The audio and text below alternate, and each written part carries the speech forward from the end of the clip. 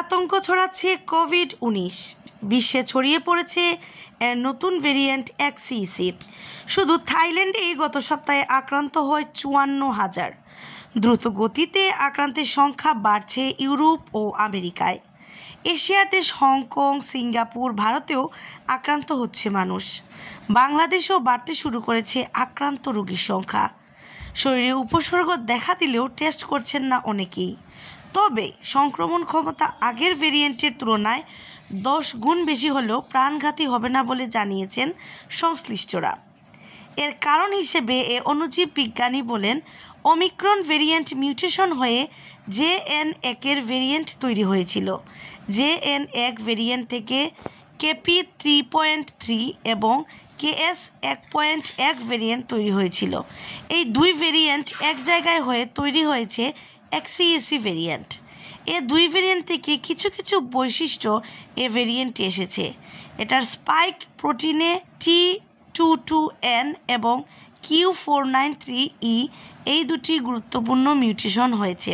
আমার মনে হয় এর ফলে ভেরিয়েন্টটি JN1 ভেরিয়েন্টের তুলনায় 10 গুণ বেশি সংক্রামক। এতে আক্রান্ত রোগীর সংখ্যা বাড়লেও অতটা প্রাণঘাতী হবে না।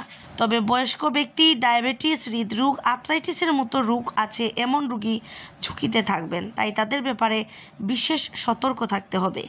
এই উপসর্গগুলো সম্পর্কে জানা যায়, আগের ভেরিয়েন্টের মতোই জ্বর, গলা ব্যথা, কাশি, দুর্বলতা, মাথা ব্যথা, নাক দিয়ে পানি পড়া, নাকে গন্ধ এবং খাবারের স্বাদ না পাওয়া, বমি, পেটে ব্যথা হতে পারে। অনেক সময় ডায়রিয়াও হতে পারে। যারা এর আগে আক্রান্ত হয়েছেন এবং টিকা দিয়েছেন তারা অনেকটা সুরক্ষা পাবেন। শুধু টিকা নিয়েছেন তাদের তুলনায় আক্রান্ত হয়েছেন আবারও টিকা নিয়েছেন তারা কিছুটা বেশি সুরক্ষা পাবেন। স্বাস্থ্যবিধি মানার মধ্যে রয়েছে মাস্ক পরা এবং হাত ধোয়া।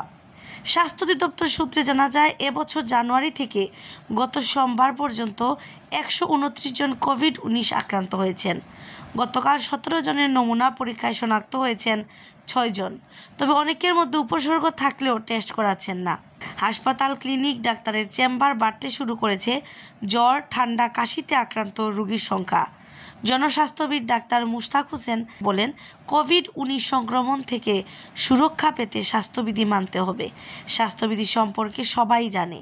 হাসপাতাল, বাজার, স্কুল, কলেজে মাস্ক পরতে হবে, হাত ধুতে হবে, জ্বর এলে বিশ্রামে থাকতে হবে, বয়স্ক ব্যক্তিদের ব্যাপারে সতর্ক থাকতে হবে। অসুস্থতার লক্ষণ দিলে চিকিৎসকের পরামর্শ অনুযায়ী ঔষধ সেবন করতে হবে। আন্নামা চৌধুরী, সিলেট ভিউ, সিলেট।